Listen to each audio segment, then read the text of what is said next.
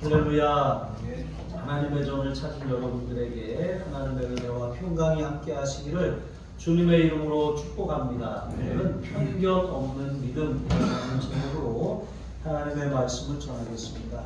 여러분, 편견이 무엇인가요? 편견은 근거 없이 일방적으로 다른 사람을 나쁘게 보는 편향된 생각, 편향된 견해를 말하는 것이죠. 예수님께서는 이제 갈릴리 가버나움을 주 활동 무대로 사역하셨는데, 가버나움을 잠시 떠나서 이제 고향 나사렛으로 가셨어요. 예수님이 이때 가신 것은 이제 두 번째 방문이죠. 첫 번째 방문 때는 이 갈릴리 나사렛 고향 사람들이 예수님을 낭떠러지에 밀쳐서 죽이려고 했어요. 그런데도 예수님이 다시 그 고향 사람들을 생각하셔서 가신 것이죠. 그러면 예수님을 양손 들고 환영하고 뭐 현수막은 걸지 않더라도 배척하지는 말아야 되는데, 예수님을 이번에는 배척해버렸어요. 그러니까 배척한다라고 하는 것은 이런 뜻이 있거든요. 모욕감을 느끼고 분을 내서 이렇게 아주 그냥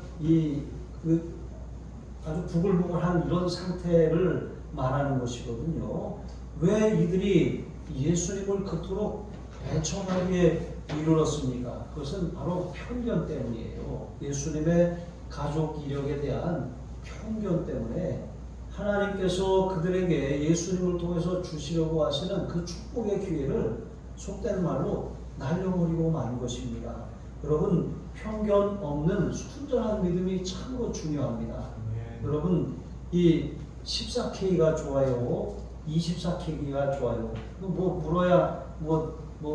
14K도 좋은 점이 있어요. 이게 이렇게 잘 휘지 않고 그래서 좋은 점도 있지만, 이왕이면 순도 100%인 금이 낫지 않습니까? 믿음도 마찬가지예요. 하나님께서는 우리의 믿음이 불로 연단을 받아서 순전한 믿음이 되기를 원하셔요.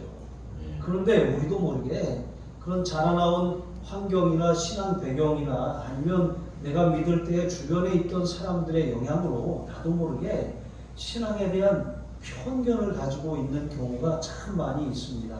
여러분, 이런 신앙의 편견이 다 벗겨지고 순전한 믿음을 소유하시길 주님의 이름으로 축복합니다. 이런 편견 없는 믿음을 가지려면 어떻게 해야 됩니까? 예수님과 늘 함께하며 따라가야 할 줄로 믿습니다. 이게 제자의 삶을 살아야 한다는 거예요. 예수님을 가끔 만나면 예수님에 대해서 나름대로 우리가 상상하게 돼요. 예수님에 대해서 우리가 오해하고 이해하지 못하는 일들이 생겨나는 거예요. 사람도 마찬가지입니다. 관계라고 하는 것은 자주 대화를 나누고 자주 만나고 같이 밥도 먹고 차도 마시고 교제를 하면서 서로를 이해하는 시간을 가져야 돼요. 그런데 가끔 가뭄에 콩나듯이 만나면 그 사람에 대해서 우리가 알고 있는 그런 행동이 아니라 다른 말이나 다른 행동을 하면 뭔가 사정이 있었겠지 이렇게 생각하지 않고 오해를 하게 돼요. 이해를 못하게 된다는 것이죠. 그러면 관계가 어긋나게 되는 것이죠. 그러면 자꾸 추측하게 되고 그 사람에 대해서 이런 사람이야 라고 편견을 가지게 되는 것이죠. 우리가 누군가 무엇을 잘못하면 그 잘못한 그 사실에 대해서 바로잡아야 하는데, 그 잘못한 사실이 아니라 너는 왜 맨날 그러냐 이렇게 말하면 사실이 아니라 그 사람을 비난하는 것이잖아요. 이것조차도 편견입니다. 여러분, 예수님의 고향 나사렛 사람들이 예수님에 대해서 그런 생각을 가지셨던 것이죠. 예수님께서는 그러거나 말거나, 여기 말씀해 보니까 거기를 떠나사 여기 고향으로 가시니 그랬어요. 떠나사 가시니, 이것은 예수님의 사역의 특징을 지어주는 단어들이라고 할 수가 있어요. 예수님이 가서 복음을 전했어요. 능력을 행하셨습니다. 그리고 잘 그 사역을 마치시면 다른 곳으로 가신 경우도 있지만, 어떤 경우에는 그들이 예수님을 배척하기 때문에 먼지를 털어버리고 다른 곳으로 가신 적도 있어요. 어쨌거나 예수님은 들어가셨어요. 들어가셔서 하나님 나라의 일을 전하시고 능력을 행하셨어요. 그리고 나서 또 다른 곳으로 가셨어요. 쉴 틈도 없이 또 다른 곳에 가서 또 그 사역을 감당하신 것이죠. 이렇게 예수님이 이 공생의 기간 동안 쉼 없이 일하시는 동안 제자들도 예수님을 그대로 따라다니면서 예수님과 함께 하고 있습니다. 3장 13절로 15절 우리가 앞에서 살펴보았습니다. 예수님이 제자를 부르시는 장면이 나와요. 여기 보니까 또 산에 오르사 자기가 원하는 자들을 부르시니 나온지라. 예수님께서 산에 올라가 기도하신 다음에 예수님이 원하시는 사람들을 택하셔서 부르셨어요. 그리고 그 부름받은 사람들이 예수님께 나왔습니다. 이에 12를 세우셨으니 예수님께서 임명하셨다는 거예요. 우리도 1월 26일 날 신천 집사님들하고 또 우리 새해도 다시 그렇게 연임을 하지만 또 부장님들을 또 임명하는 예식을 할 겁니다. 자, 그런데 이렇게 예수님께서도 원하는 자들을 부르시고 그들을 12제자로 세우셨어요. 공식적으로 임명하셨다라고 하는 것입니다. 자, 그런데 이렇게 세우셨는데 이는 자기와 함께 있게 하시고 또 보내사 전도도 하며 귀신을 내쫓는 권능도 가지게 하려 하심이로라 그랬어요. 그러니까 예수님이 그 제자들을 부르신 두 가지 목적이 있는데 첫 번째는 자기와 함께 있게 하시는 거예요. 그리고 두 번째는 예수님이 함께 하시면서 데리고 다니며 훈련시키신 다음에 제자들로 하여금 또 예수님과 같은 일을 하도록 그렇게 훈련하시기 위해서 부르신 거예요. 그러니까 부르신 목적은 예수님과 함께 하는 것이고 첫 번째는, 두 번째는 예수님의 일을 배우는 거예요. 여러분, 그런데 예수님께서는 이 먼저 제자들을 부르시고 함께 있는 시간을 굉장히 소중하게 여기셨어요. 우리가 신앙생활을 하면 막 이렇게 믿음이 자라려면 열심이 생기잖아요. 뭔가 의욕이 앞서서 열심을 다해서 막 뭔가를 하려고 해요. 그런데 이때 우리가 주의할 것이 있어요. 열심을 내서 무슨 일을 하는 것보다 우리가 만약에 그만큼 일을 하려고 한다면 그만큼 기도해야 돼요. 그만큼 주님 앞에 머무는 시간을 가져야 돼요. 말씀을 읽고 묵상하며 주님과 동행하는 시간이 충분히 채워져야 돼요. 충전되지 않은 상태에서 일하면 방전돼요. 시험이 들고 또 그렇게 낙심하고 떠나는 이유가 여기서 생기는 거예요. 충전하지 않고 계속 사용만 하려고 하니까 방전되는 거예요. 방전이 되면 이게 영적으로 하나님이 기뻐하시는 모습으로 서는 것이 아니라 자꾸 나도 분주하고 다른 사람도 분주하게 만들고 또 되는 일이 제대로 없는 것이죠. 그러니까 예수님과 함께하는 시간들이 중요합니다. 아침에 일어나면 먼저 주님과 교제하는 시간을 가지세요. 큐티하고 성경을 읽고 기도하면서 주님을 만나야 합니다. 주님을 먼저 만나지 않으면 우리의 삶에 누구를 만나도 우리의 삶의 문제들이 제대로 풀리지가 않아요. 우리가 아무리 많이 수고하고 많이 노력해도 거두는 것이 적을 수밖에 없는 거예요. 아침에 일찍 일어나며 저녁에 늦게 눕고 또 이렇게 수고의 떡을 먹을지라도 거두는 것이 없는 그런 삶이 되고 마는 것입니다. 여러분, 바쁘기만을 원하십니까? 아니면 효율적으로 일하면서 적당히 바쁘면서 뭔가 이렇게 풍성한 결과를 거두기를 원하십니까? 이거 물어야 잔소리인 것이죠. 이렇게 예수님과 함께 거하는 시간, 이게 부르신 목적의 제일 첫 번째예요. 예수님은 예수님과 함께하는 시간을 충분히 채운 사람들을 사용하셔요. 조금 채워졌는데 가서 이렇게 뭔가 하려고 하면 금방 방전이 되고 마는 것이죠. 자, 그래서 예수님과 함께 하면서 그들은 예수님의 성품을 배우고 인격을 배우고 예수님이 고난과 위기 가운데 어떻게 대처하시는지 예수님의 지혜를 배우는 거예요. 또 무엇보다 예수님이 전하신 하나님 나라의 가치와 하나님 나라의 복음을 배우는 것입니다. 그렇게 예수님을 전적으로 신뢰하면서 예수님께 배우고 예수님 앞에 머물면서 제자로 성장해 나가는 거예요. 그렇게 성장하는 과정을 통해서 예수님께서 그 다음에 이제 제자들을 보내시잖아요. 보내셔서 이렇게 이 전도도 하고 귀신을 쫓는 권능도 나타내려 함이라고 말씀하시는 것이잖아요. 그러니까 일하는 것은 그 다음이라는 거예요. 먼저 충족이 될 것이 주님과의 교제라고 하는 것이죠.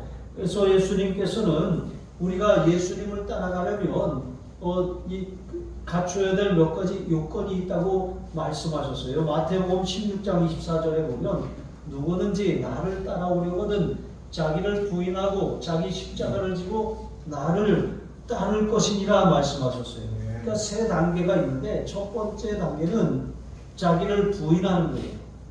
그러니까 자기를 부인한다라고 하는 거 이게 참 어려워요. 일상생활에서 한번 생각해 보세요. 엄마가 밥을 다 차려놨어요. 다 차려놓고 밥 먹어라 하고 아빠 오시라 그래라 뭐 이렇게 한단 말이에요. 그런데 아이들은 게임을 하느라고 조금 이따 갈게요. 그리고 안 와요. 아빠는 나 이것만 하고 갈게. 그리고 안 와요. 그 사이에 밥도 식고 국도 식고 다 맛이 없어지고 마는 것입니다. 그러니까 엄마가 한 번 더 소리를 질러요. 빨리 와. 밥 다 식잖아.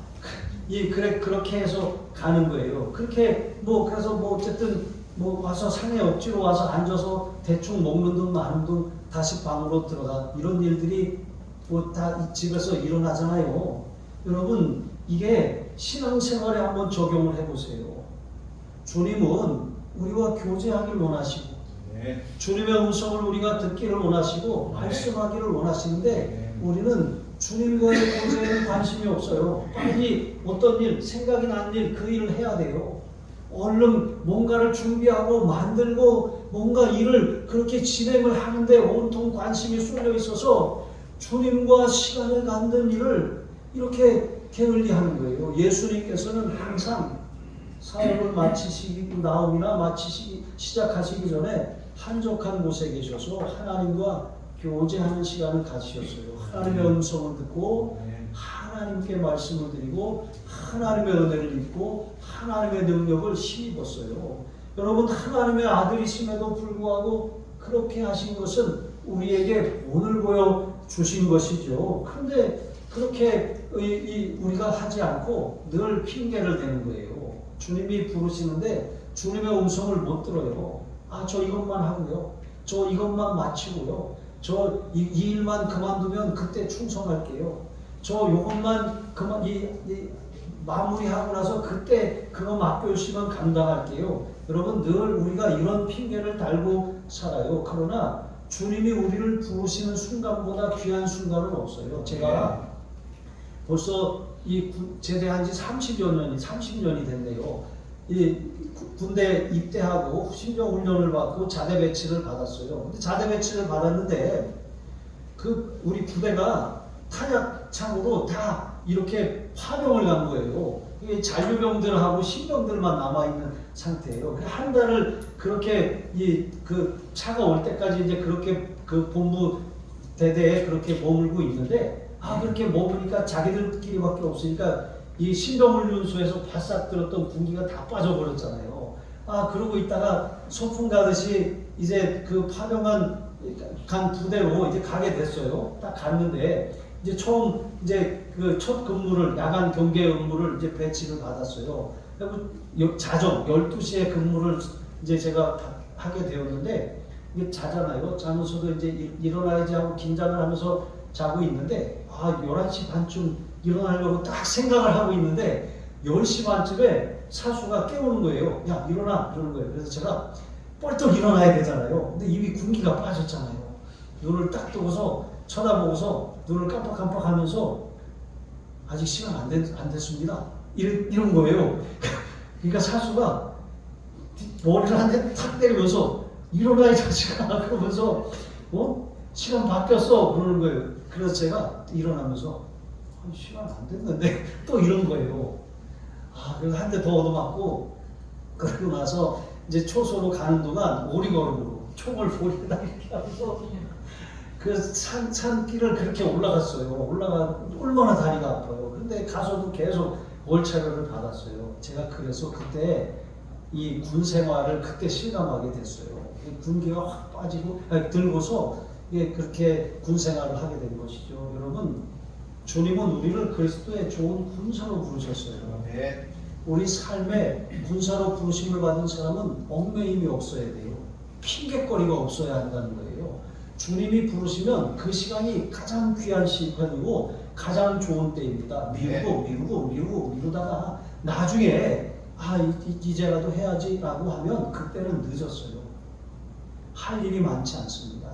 여러분, 지금이 가장 좋은 때입니다. 네. 주님이 지금 부르실 때 부르심에 응답하지 못하고 있다면 나는 아직도 나를 부인하지 못하는 거예요. 여전히 내가 내 인생의 주인이고 왕이고 내가 내 삶의 결정권자라고 추정하고 살아가는 거예요. 그러나 우리가 예수님을 참으로 영접한다면 우리는 예수님이 우리의 구세주일 뿐만 아니라 피값으로 사신 예수님이 우리의 주인임을 입술만이 아니라 실제로 고백하고 인정하고 실천하며 살아가야 하는 것이죠. 네. 그렇게 자기를 부인하는 사람들이 제자입니다. 자기를 부인한 사람만이 자기 몫의 십자가를 감당할 수 있어요.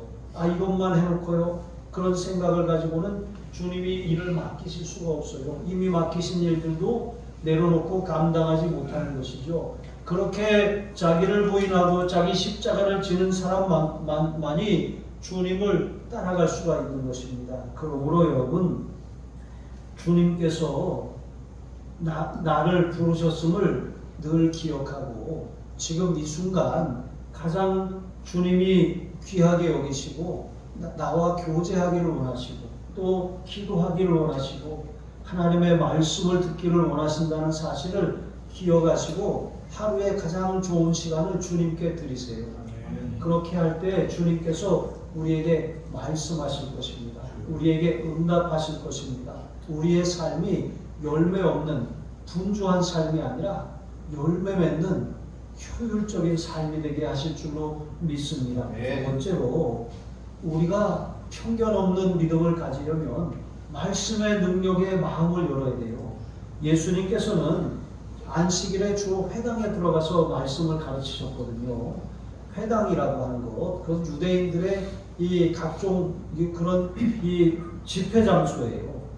회당장이 허락하기만 하면 누구든지 그 회당에서 안식일에 말씀을 가르칠 수가 있었습니다. 그런데 예수님이 말씀을 전하시자 예수님이 가르치시는 그 말씀이 이전의 다른 랍비들이나 그런 서기관들의 가르침과 전혀 다르겠어요. 이것은 권세 있는 가르침이었을 뿐만 아니라 예수님이 그 자리에서 이제 이 능력을 행하시고 또 안수하여 고치시는 일들을 행하심으로 말미암아 그 자리에 앉아있던 사람들이 놀랐다 그랬어요. 여기 놀랐다라고 하는 것은 아주 굉장히 큰 충격을 받았다는 그런 의미거든요. 그러면서 이들이 이렇게 말합니다.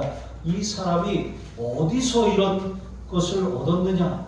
얻었다라고 하는 것은 뭔가 이렇게 자기가 습득한 것이 아니라 이거 주어진 거라고 하는 그런 의미거든요. 받았다는 거예요. 또 이 사람이 받은 지혜와 그 손으로 이루어진 이런 권능이 어찌 되느냐? 이런 지혜를 받았다는 거예요. 솔로몬이 하나님 앞에 구하여 얻은 지혜와 같이 하늘의 지혜가 아니면 절대로 저런 가르침을 베풀 수 없다는 거예요. 하늘의 능력, 신적 권능을 힘입지 않았다라면 저런 능력이 나타날 수 없다는 거예요.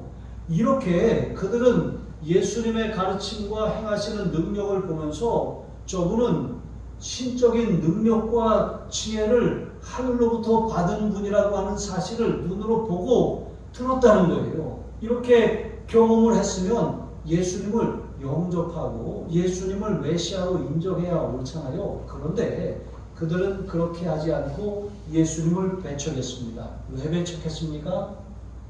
예수님에 대한 편견 때문이었어요. 편견이 이렇게 참 무서운 것입니다.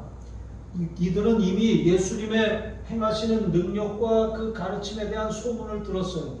그리고 다른 곳에서 행하시던 그 주님이 이제 자기의 고향으로 오셔서 그 고향 사람들에게 능력을 행하시고 말씀을 전하시는 거잖아요. 그러면 기대하고 우리에게도 그런 은혜를 달라고 사모해야 되지 않겠습니까? 그런데 그들은 이 가난한 학문이 없는 목수 주제에 우리를 가르치려고 하네 하면서 그 능력과 가르침을 보고도 밀어낸 거예요. 여러분, 오늘날 이 세상에도 예수님의 능력을 인정하고 예수님의 가르침에 대해서 탁월함을 이 많은 사람들이 알아요. 믿지 않는 사람들 중에도 실제로 무슬림, 이슬람이들도 터키에 가보니까 터키에도 예수 사원이 있어요. 그러니까 그들이 예수님을 위한 사원을 만들어 놨는데, 회교 사원을, 그 사원은 예수님을 메시아로 유일한 구원자로 인정하기 때문에 지은 것이 아니라 예수님을 위대한 선지자 중에 한 사람으로 여기기 때문에 예수 사원을 그렇게 세워놓은 거예요. 유대인들도 마찬가지입니다. 유대인들도 예수님이 놀라운 능력을 행하시고 하늘의 지혜가 아니면 가르칠 수 없는 그런 교훈을 남기셨다는 것을 알아요. 하지만 여전히 그들은 예수님을 메시아로 인정하지 않는 거예요. 이런 믿음은 귀신의 믿음에 불과한 것이죠. 귀신들도 예수님이 하나님의 아들이심을 알아보고 두려워 떨었어요. 하지만 예수님을 하나님의 아들로 인정하고 섬기지 않은 것이죠. 세상에 많은 사람들이 그렇다는 거예요. 우리도 여러분, 이 예수님의 고향 사람들처럼 권능을 보고 그런 능력의 말씀을 듣고도 그것을 배척할 수도 있고 영접할 수도 있다는 거예요. 사도행전 2장에 보면 베드로가 오순절 성령 강림을 체험하고 난 다음에 사람들에게 이렇게 전했어요. 너희가 십자가에 못 박은 이 예수를 하나님이 살리셔서 주와 그리스도가 되게 하셨느니라. 이 말씀을 들을 때 사람들의 마음이 찔림을 받았어요. 그래서 형제들아 우리가 어찌할꼬 하면서 한식하며 회개했어요. 그날에 3,000명이나 주님께로 돌아왔습니다. 그런데 사도행전 7장에 가보면 스데반이 똑같은 말씀을 전합니다. 그들에게 이렇게 전했어요. 이 목이 곧고 마음과 귀에 할례를 받지 못한 사람들아, 너희도 너희 조상과 같이 항상 성령을 거스르는도다. 의인이 오시리라 예고한 자들을 그들이 죽였고, 그러니까 유대인의 조상들이 의인, 예수 그리스도 메시아가 오신다는 그렇게 전한 사람들을 죽였다는 거예요. 뿐만 아니라 또 이제 너희는 그 의인 예수 그리스도를 잡아준 자요 살인한 자가 되었나니 그랬습니다. 똑같은 이 말씀을 듣고 그들도 마음의 찔림을 받았어요. 하지만 똑같은 찔림을 받고 그들은 이를 갈았다 그랬어요. 이처럼 하나님의 말씀을 들으면 말씀은 불이고 방망이이기 때문에 심령을 때려요. 달구는 것입니다. 말씀은 예리한 검이기 때문에 골수를 찔러 쪼개요. 아픕니다. 말씀을 들으면 아픈 것이 당연한 것이죠. 그런데 아픔을 느끼고 그것을 통해서 예수님이 내 마음의 문을 두드리신다는 것을 알아듣고 마음의 문을 여는 사람들은 구원을 받게 되지만 그 찔림을 받고 이를 갈고 분을 내고 여기 사람들처럼 예수님을 배척한다면 이 말씀이 근거가 되어서 그들이 심판에 이를 수밖에 없게 된다는 것이죠. 고린도후서 10장 4절로 6절에 보면 바울은 고린도 교회에 우리에게는 그 사단의 견고한 진을 파하는 강력한 힘이 있다 그랬어요. 그것은 하나님의 능력입니다. 이 하나님의 능력은 어떠한 성도 무너뜨릴 수 있는 그런 강력한 무기예요. 하나님의 능력은 잘못된 이론, 그러니까 모든 이론을 파하고 하나님을 아는 것을 대적하여 높아진 모든 오만과 교만한 생각, 사단의 모든 거짓 계략을 다 파하여 예수 그리스도께 복종시키는 그런 하나님의 능력이에요. 그러니까 복음은 모든 믿는 자에게 구원을 주신 하나님의 능력이라고 했잖아요. 그러니까 이 복음의 내용이 무엇입니까? 예수 그리스도예요. 예수님이 누구시고 무엇을 하셨고 지금도 살아서 무엇을 하고 계신지 예수님이 오신 목적이 무엇인지 그것을 전하는 거예요. 그것이 복음입니다. 여러분, 사람들은 영적으로 죽어 있어요. 하나님과 영이신 하나님과 완전히 단절되어 있습니다. 그래서 예수님이 자기 앞에 계심을 알지 못해요. 예수님은 자기 백성을 저희 죄에서 구원할 자로 오셨다 그랬잖아요. 예수님을 영접하는 사람마다 그 죄 사함을 받고 하나님의 자녀가 되는 권세를 얻는데, 예수님이 사람들의 마음을 두드리셔요. 하지만 영적으로 죽은 사람들은 예수님의 부르심을 알아챌 수가 없어요. 그래서 하나님께서 전도라고 하는 방법을 통해서 예수님의 이 음성을, 예수님이 그 앞에 계심을 사람들에게 알려주게 하셨어요. 예수님을 전하면 자각하지 못하던 사람들이 예수님의 두드리심인 줄 알고 깨달아요.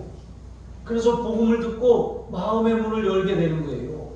그러니까 우리가 복음을 전하지 않으면 전하는 자 없이 어찌 들으리요? 듣지 못한 자가 어찌 그렇게 믿고 구원을 받으리요? 말씀하신 것처럼 우리가 전하지 않으면 예수님의 이야기, 내가 만난 예수 사건을 전해주지 않으면 그 사람은 여전히 철벽처럼 문을 굳게 닫아 걸고서 예수님이 앞에 계셔서 두드리는 것을 전혀 인식하지 못하고 살다가 죽어서 영원한 심판에 이르게 된다는 거예요. 그래서 우리는 두드려야 하는 것입니다. 그렇게 두드리면 이 두드림은 모든 그런 이 성문을 다 이렇게 파하는 하나님의 능력이고 강력이라 그랬어요. 복음을 전하면 하나님이 일하시는 거예요. 예수님을 전하면 그 사람이 어떻게 반응하는지 그것은 그 다음 일이고, 주님이 두드리신다는 것을 깨달아요. 그래서 마음에 찔림을 받는다는 거예요. 그래서 영생을 주시기로 작정된 사람이라면 주님께로 돌아올 것이고, 그렇지 않은 사람이라면 어떻게 되겠습니까? 그냥 멸망에 이르게 되는 것이죠. 여러분, 주님께서 우리의 삶에 이렇게 말씀의 능력, 복음의 능력을 주셨어요. 이 말씀의 능력, 성령의 검을 사용하세요. 이것을 통해서 여러분 주님이 계심을 사람들에게 알려주시기를 바랍니다. 세 번째로, 우리가 편견을 버리고 믿음을 취해야 합니다. 나사렛 사람들은 이렇게 말했어요. 이 사람이 마리아의 아들 목수가 아니냐. 여러분, 누군가의 아들이라고 하는 것, 그것은 보통 아버지의 아들을 칭하잖아요. 저도 어렸을 때 시골에, 요즘엔 안 그러지만 시골 분들은 이렇게 보면 이렇게 닮았잖아요. 우리 김관석 집사님 아들 정원이가 집에 고향에 가면 사람들이 누구 아들이구나 이렇게 말하는 것처럼 저도 그런 소리를 항상 들으면서 살았거든요. 동네 막 돌고 돌아다니고 있으면 어른들이 저를 이렇게 딱 한번 보시더니 저희 아버지가 길자 숫자 쓰시거든요. 너 길수 아들이구나 이렇게 했어요. 그래서 사람들로부터 아버지 이름을 항상 그렇게 들었었거든요. 그런데 유대인들의 관습도 마찬가지예요. 누구 요셉의 아들 아니냐 이렇게 말하지 않고 마리아의 아들 아니냐 이렇게 말했다는 것은 그 사람을 무시하는 말이에요. 이런 표현은 좋지 않은 말이지만 옛날에 애비 없는 자식 같은 이런 말을 했잖아요. 이런 비하하는 표현처럼 유대인들에게도 그런 의미를 가진 표현이라는 거예요. 그러니까 하나님의 아들 메시아를 보고도 저 마리아의 아들 아니냐 이렇게 말한 거예요. 게다가 목수 아니냐. 당시에 목수라고 하는 직업은 요즘에는 전문가지만 그 당시에는 굉장히 하찮은 그런 직업이었어요. 정확하게 말하면 속공이었던 것이죠. 자, 그런 그 아주 사회적인 기준을 가지고 예수님을 아주 의도적으로 깎아내리고 모욕한 거예요. 게다가 여기 누구의 아들, 누구의 형제, 그의 누이가 누구고 이렇게 말하는 거. 이건 가족의 그런 관계를 규정하는 표현들이잖아요. 근데 예수님께서는 앞에서 3장 35절에 누가 내 형제요 자매요 모치느냐 하늘에 계신 내 아버지의 뜻대로 행하는 자나야 내 형제요 자매요 어머니다 이렇게 말씀하시지 않았습니까? 여러분, 교회 안에서는 혈연이나 뭐 지연이나 어느 학교 나왔고 어느 고향 사람이고 이게 사실은 다 녹아야 돼요. 물론 우리가 그냥 처음에 관계를 맺을 땐 그렇게 시작해요. 하지만 시간이 지나면 지날수록 성령 안에서 다 녹아져야 돼요. 누구 가족, 누구 형제, 누구 고향, 누구 뭐 그렇게 누구 학교, 여러분 이런 것들은 처음에 인사할 때나 그렇게 나누는 것이지 이것은 신앙생활을 할수록 점점 사라져가야 하는 것이죠. 자, 이렇게 녹아지지 않으면 우리도 모르게 다른 사람에 대한 편견이 생겨요. 저도 어머니가 전라도 분이세요. 아버지는 경기도 분이세요. 근데 이게 성향이 아버지는 굉장히 보수적이고 어머니는 굉장히 진보적이시거든요. 이렇게 그런 것을 보면서 살았어요. 저희 아버지는 뭐 보수 정권에 대해서 막 그렇게 뭐 이렇게 욕을 하거나 안 좋은 소리를 하는 걸 못 들어봤거든요. 근데 저희 어머니는 잘해요. 잘 하셨어요. 아무튼 그랬습니다. 그런데 이렇게 달라요. 그럼 또 제가 전에 있었던 교회 어떤 분들은 막 굉장히 전라도 분들을 피하는 말을 많이 했어요. 근데 저는 어머니가 전라도 분이시기 때문에 그런 말을 들으면 굉장히 기분이 나빠요. 그럼 만약에 어떤 사람이 어떤 무슨 반대 의견을 강하게 얘기하면 저거 전라도 사람 아니냐 막 이렇게 심지어는 이런 말을 하기까지 하는 목사님도 봤어요. 그래서 참 교회 안에서는 사실 정치로 인해서 이 서로를 나누면 안 돼요. 성령 안에서 하나 되기를 힘써 지켜야 해도 부족한 판에 이거 뭐 정치 색깔이 다르고 혈연적으로 뭐 학연이 다르고 해서 절대로 나눠서는 안 된다는 거예요. 이런 편견이 있으면 내 신앙에도 도움이 안 되고 다른 사람에게도 도움이 하나도 안 된다는 거예요. 여러분 이 예수님의 고향 사람들이 이랬어요. 예수님은 고향 사람들을 챙기시려고 그나마 2번씩이나 가셨지만 그들은 예수님을 이 마리아의 아들 목수 아니냐? 누구 형제, 내가 그 형제들을 알고 그 누이들이 우리와 함께 있지 않냐 하면서 배척하는 거예요. 여기 배척하다라고 하는 단어 NIV 성경에 보니까 take offense라고 하는 단어가 쓰였어요. 이 take offense라고 하는 이 단어는 어떤 말이나 행동에 대해서 모욕감을 느꼈다는 거예요. 너는 나에게 모욕감을 줬어. 이런 말이에요. 그러니까 예수님이 하신 말이 옳아요. 예수님의 능력이 놀라워요. 이것은 신적인 권능이 아니면 절대로 이런 가르침을 베풀 수 없어요. 하나님의 지혜나 하나님의 능력이 아니면 이런 기적이 나타날 수 없어요. 그런데 그거 하필 왜 네가 그런 걸 하냐? 이런 거예요. 그 능력과 지혜는 탁월하지만 너는 인정할 수 없다고 이렇게 배척하는 거예요. 그래서 예수님께서는 선지자가 자기 고향과 친척과 자기 집 외에는 존경을 받지 못함이 없느니라 말씀하셨어요. 여러분 그들의 믿음 없음을 이상히 여기셨어요. 이상히 여기셨다는 것은 그것을 놀라시며 안타까워하셨다는 거예요. 여러분 인자가 올 때 세상에서 믿음을 보겠느냐 말씀하셨어요. 여러분 앞에 주님이 지금 계셔요. 우리가 주님이 계심을 인식하지 못하기 때문이지 주님께서는 내가 세상 끝날까지 너희와 항상 함께 있으리라 그러셨거든요. 그러니까 우리가 예수님을 영접한 순간 주님은 내 안에 계시고 우리와 함께 하시고 항상 내 앞에 계십니다.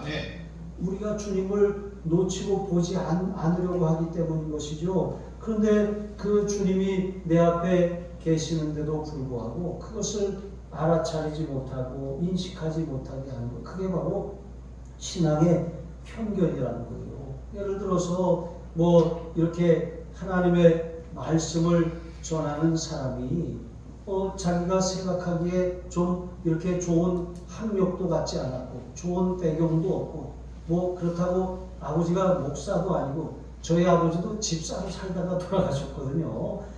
그래서 뭐 저도 학교 다닐 때 사실 그런 친구들이 부러웠어요. 야, 쟤는 아버지도 목사고 할아버지도 목사고 또 제 아버지는 어느 교회 뭐 수석 장로라 그러고 이런 말을 들으면 참 부러웠어요. 그런데 뭐 저는 하늘 아버지가 계셔서 뭐 이제는 부러워하지 않지만 사실 세상 사람들은 그런 걸 봐요. 어느 학교 나왔지? 아버지가 목사인가? 어디 출신이지? 이런 거 여러분 그게 별로 중요하지 않은 것 같지만 연말 연초가 되면 목사님들이 막 이렇게 다른 교회 청빙을 받고 막 이렇게 가면 이력서를 내잖아요. 거기다가 막 그런 걸 이렇게 적잖아요.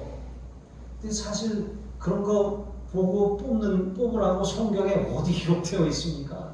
그런데 우리도 모르게 교회 안에도 그런 세상의 기준과 물이 들어와 있다는 것이죠.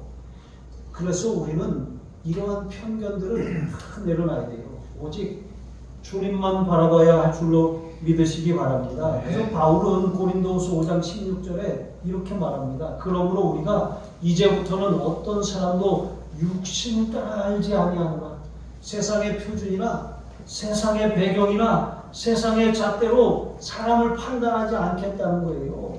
왜? 그 뒤에 있는 말씀은 고린도후서 5장 17절은 그런즉 누구든지 그리스도 안에 있으면 새로운 피조물이라 이전 것은 지나갔으니 보라 새 것이 되었도다.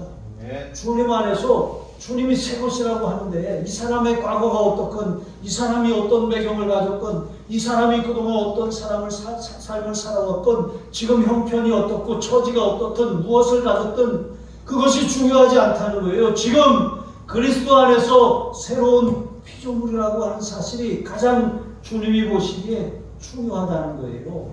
그 사실을 아는 사람은 편견이 없는 사람이에요. 순수한 믿음을 가진 사람이죠. 그러니까 결국 여기 보니까 이에 모든 촌에 두루 다니시며 가르치셨다고 했어요. 이에 결국 예수님은 그곳을 떠나실 수밖에 없었어요. 일부 몇 사람에게만 안수하여 병을 고치셨습니다. 여러분 생각해 보세요. 우리 삶에 주님이 때마다 일마다 복을 주시고 지켜주시고 은혜 베푸시고 평강 주시기 원하시잖아요.